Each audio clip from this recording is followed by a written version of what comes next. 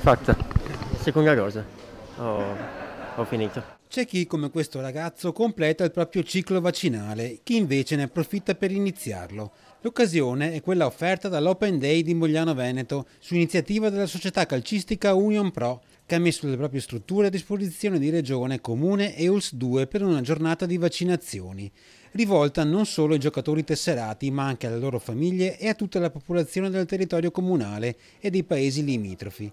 Buona la risposta da parte dei giovani. Ci aspettavamo una buona affluenza, la stiamo superando, sono molti ragazzi giovani, questo ci rende molto contenti, molto soddisfatti dell'iniziativa. A Mogliano i dati ci dicono che 7 persone su 10 sono vaccinate, però ancora tanti giovani non lo hanno fatto e si sono prenotati per la giornata di oggi ed è una bellissima occasione. Accettazione, anamnesi, puntura e attesa.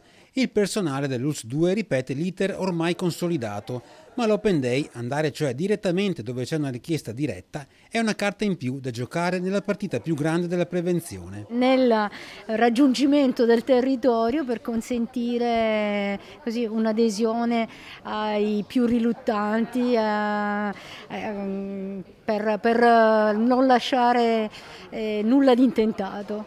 E il tentativo a volte funziona, portando anche i restii a convincersi che il vaccino sia l'unica arma efficace, anche ad evitare le restrizioni. Perché eravamo troppo impediti a fare tutto e mi sono decisa di farlo e basta, anche se la mia idea era completamente contraria.